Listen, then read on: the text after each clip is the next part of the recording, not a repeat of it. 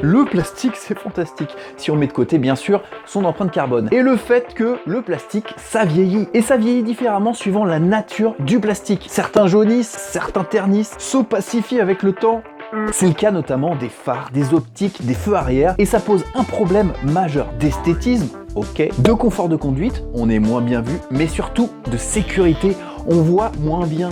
Et là, c'est dangereux. Je suis Simon et pour Autodoc, aujourd'hui, on va expliquer théoriquement pourquoi les phares d'optique s'opacifient avec le temps. Puis dans une seconde partie, on verra comment simplement on peut y remédier en entretenant ces optiques de phare ou ces feux arrière avec un petit peu d'huile de coude, ok, mais seulement avec certains matériels basiques et Autodoc pour ça m'a tout envoyé. On va donc pouvoir le faire ensemble ici. C'est super simple, vous allez voir. Et ça nous permettra d'y voir plus clair sur ce sujet et sur la route.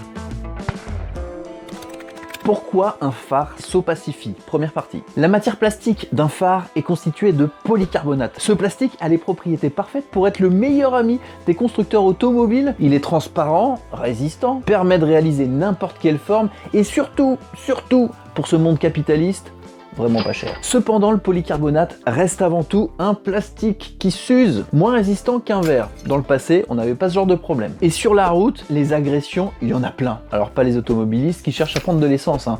Non. Du vent chargé de particules, des impuretés projetées sur nos phares présentes sur la route, les grains de silice notamment, c'est pas bon ça. Le soleil, les UV qui oxydent le polycarbonate et qui développent des micro-fissures et donc rend terne la surface, donne ainsi un aspect trouble à la paroi. Tout cela entraîne des altérations de la surface de nos optiques. Lisses au départ, elles deviennent rugueuses, craquelées, ce qui conduit à diminuer la propagation lumineuse à travers, donc à restituer la luminosité tout simplement. C'est moins transparent. Ok, on a compris, le phare s'opacifie avec le temps. Bon, c'est pas bon pour la sécurité, pour sa sécurité, pour celle des autres, mais qu'est-ce qu'on fait? On change le phare? Ça coûte cher. Mais non, il y a une solution. Venez voir, on est là pour ça. La solution, elle est simple et surtout pas chère. Vous aurez donc compris que c'est la couche supérieure de l'optique qui est particulièrement touchée. Elle n'a plus sa transparence initiale. Ça, on l'a vu. Donc la solution va consister à éliminer la pellicule en défaut.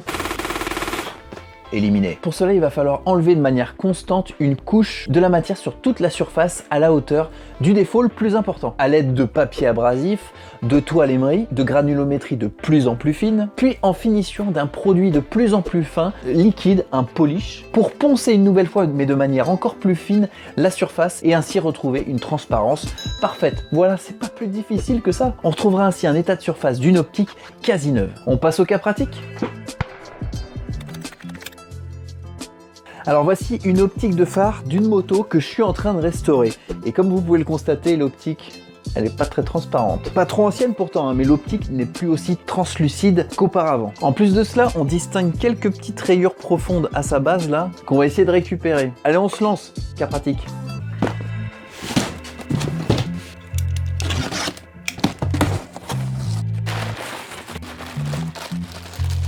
Pour le travail à la main, Autodoc m'envoie des chiffons microfibres. On verra par la suite qu'on peut le faire de manière mécanisée avec des pads, comme on appelle ça, à disposer sur la perceuse. On va voir ça après. Et pour la finition, des produits liquides abrasifs avec plus ou moins de granulométrie pour avoir une finition encore plus brillante. On va s'occuper de toi. Pour démarrer le travail, on va commencer tout d'abord avec la toile émerie. C'est une toile abrasive avec un numéro derrière. Le numéro correspond à la granulométrie des grains de la toile. Plus le chiffre est petit, plus le grain est gros, donc plus les rayures seront profondes. Ce qu'on va faire, c'est qu'on va utiliser la toile émerie dans le sens croissant des granulométries. On va commencer en 280 pour éliminer les rayures et les traces les plus importantes, puis on va passer en 500, puis en 1000, et enfin on finira avec un abrasif liquide. Tous ces ponçages à la main vont se faire avec de l'eau, c'est important. On débute donc avec une granulométrie de 280. On imbibe avec de l'eau. Et on y va avec des mouvements circulaires, sans appuyer et toujours avec de l'eau. Alors l'optique va devenir de plus en plus mate, faut pas avoir peur, hein. C'est normal.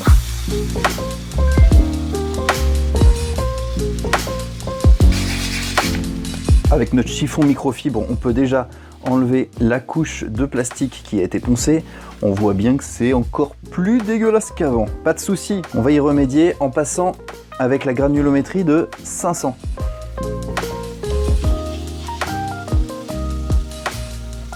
Alors c'est un phare de moto, il est tout petit, hein, mais pour des phares et des optiques de voiture un petit peu plus grandes, il faut juste passer un petit peu plus de temps.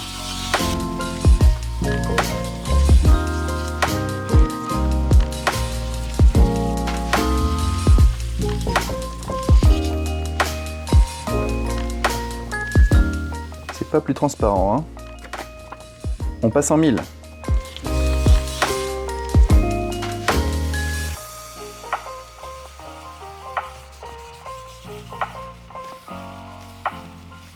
Ok, une surface globalement opaque, mais plutôt uniforme. Maintenant, on passe à l'abrasif liquide.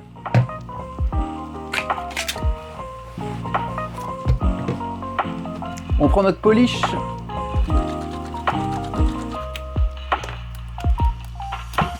On en dispose sur notre chiffon microfibre. Et on applique des mouvements circulaires sur l'optique.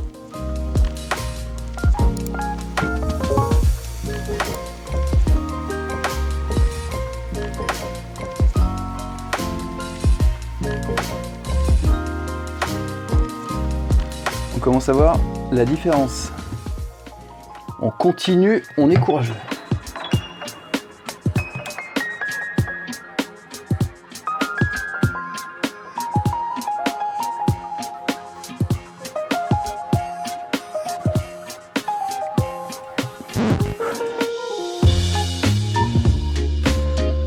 Bon, y a pas photo, hein. Alors maintenant, soit vous êtes courageux et sportif et vous continuez, ou, comme moi, vous êtes feignant et on va passer à la version mécanisée.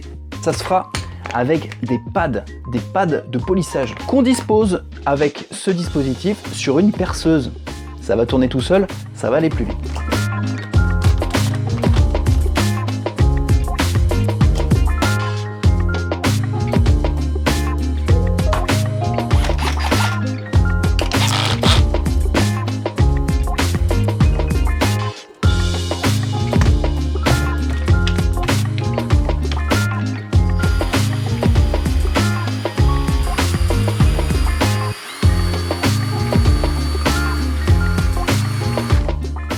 Ça va quand même plus vite.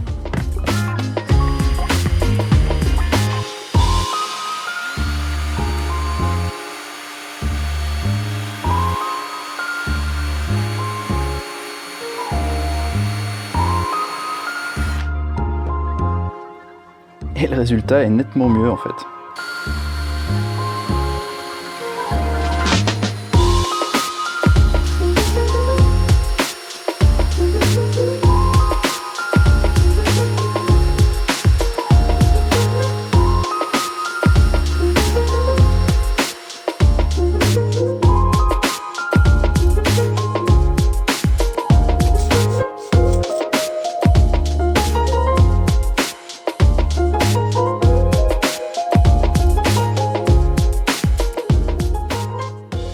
Eh bien, c'est ce qu'on appelle une mission qui se passe sans accroc. J'étais ravi en tout cas de faire ce tuto pour Autodoc. Je vous dis à très bientôt pour une prochaine vidéo.